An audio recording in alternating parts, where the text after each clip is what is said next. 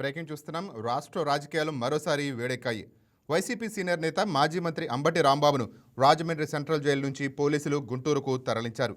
గత కొంతకాలంగా వివిధ కేసుల్లో ఆరోపణలు ఎదుర్కొంటున్న ఆయన్ను పీటీ వారెంట్పై భారీ భద్రతా నడుమ తరలించారు. పోలీసుల కట్టుదిట్టమైన ఏర్పాట్ల మధ్య ఈ తరలింపు ప్రక్రియ కొనసాగింది. ఈ తరలింపునకు ప్రధాన కారణం గత ఏడాది గుంటూరులోని పట్టాభిపురం పోలీస్ స్టేషన్లో నమోదైన కేసు. నవంబర్ 12న వైసీపీ చేపట్టిన ఆందోళన కార్యక్రమంలో ఉద్రిక్తత చోటు చేసుకుంది. ఆ సమయంలో అంబటి రాంబాబు పోలీసుల బారికేడ్లను తోసుకుంటూ ముందుకు వెళ్లారని, విధుల్లో ఉన్న సిబ్బందిని అడ్డుకున్నారనే ఆరోపణలపై ఈ కేసు నమోదైంది. ఈ పాత కేసులో విచారణ నిమిత్తం ఇప్పుడు ఆయన్ను గుంటూరుకు తీసుకువచ్చారు. గుంటూరుకు చేరుకున్న అనంతరం అంబటి రాంబాబును స్థానిక న్యాయస్థానంలో ప్రవేశపెట్టనున్నారు. ఈ సందర్భంగా పోలీసులు ఆయన్ను తమ కస్టడీకి ఇవ్వాలని కోరుతూ పిటిషన్ దాఖలు చేయగా, మరోవైపు ఆయన తరపు న్యాయవాదులు బెయిల్ కోసం దరఖాస్తు చేసుకున్నారు. ఈ రెండు పిటిషన్లపై కోర్టులో వాదనలు జరుగుతున్నాయి. న్యాయమూర్తి ఇచ్చే తీర్పు అంబటి రాంబాబు తదుపరి గమనాన్ని దిశానిర్దేశించనుంది.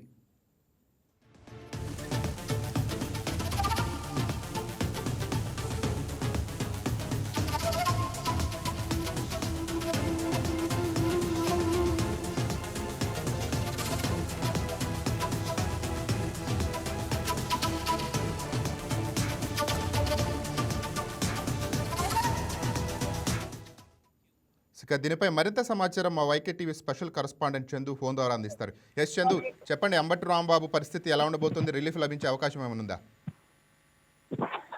నాని, తూర్పుగోదావరి జిల్లాలో రాజకీయాలు అయితే ఒకసారిగా వేడెక్కాయి. ఏదైతే మాజీ మంత్రి, అదేవిధంగా వైసీపీ సీనియర్ నాయకుడు అయినటువంటి అంబటి రాంబాబును రాజమండ్రి సెంట్రల్ జైలు నుంచి పోలీసులు అయితే గుంటూరుకు తరలించారు.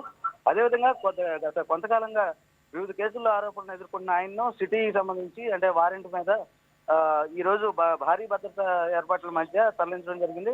ఇది ఈ అంశం ఏదైతే ఉందో అది రాష్ట్ర వ్యాప్తంగా అయితే మాత్రం చర్చనీయాంశమైంది. అదేవిధంగా పలు ఏర్పాట్లు అంటే ఇప్పటికే రాంబాబుకు సంబంధించి పలు వివాదాలు సృష్టించిన నేపథ్యంలో అయితే ఈ తరలింపుకు ప్రధాన కారణం ఏంటి?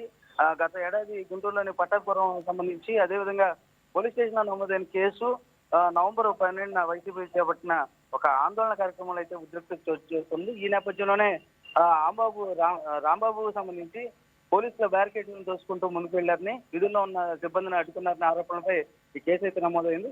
ఈ పాత కేసులో విచారణ నిమిత్తం ఇప్పుడు ఆయన గుంటూరు తరలించారు. గుంటూరు చేరుకున్న అనంతరం అంబటి రాంబాబును స్థానిక న్యాయస్థానంలో ప్రవేశపెడుతున్నారు. ఈ సందర్భంగా పోలీసులు అయితే మాత్రం ఆయన తమ కస్టడీలోకి ఇవ్వాలని కోరుతూ పిటిషన్ అయితే దాఖలు చేశారు. మరోవైపు ఆయన తరపు న్యాయవాదులు అయితే మాత్రం బెయిల్ కోసం దరఖాస్తులు అయితే దాఖలు చేశారు.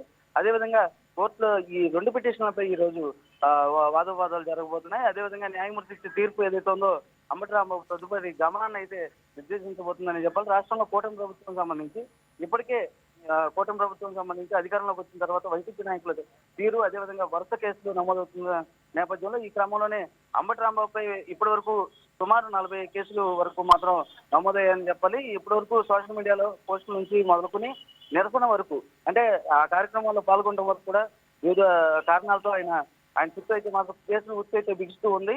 ఈ నేపథ్యంలోనే రాజకీయ కక్ష సాధింపుతో ఇన్ని కేసులు అయితే పెడుతున్నారని కూడా వైసీపీ వర్గాలకు చెప్తున్నాయి. అయితే ప్రస్తుతం అయితే మాత్రం అంబటి రాంబాబు తరలింపు ఏదైతే ఉందో ఈ నేపథ్యంలో గుంటూరు, రాజమండ్రి ప్రాంతాల్లో పోలీసులు అయితే అప్రమత్తమయ్యారు. అదేవిధంగా ఎటువంటి అవాంఛనీయమైన ఘటనలు చోటు చేసుకోకుండా అయితే ముందస్తు జాగ్రత్తలు చేపట్టారు. అదేవిధంగా కోర్టు విచారణ అనంతరం అంటే ఈ విచారణ అనంతరం ఆయనకు బెయిల్ లభిస్తుందా లేదనేది ఇప్పుడైతే మాత్రం పోలీసు కస్టడీకి ఇస్తారా లేదా అన్నది ఇదైతే మాత్రం రాజకీయ వర్గాలు అయితే మాత్రం తీవ్ర ఉత్కంఠన అయితే రేపుతుంది.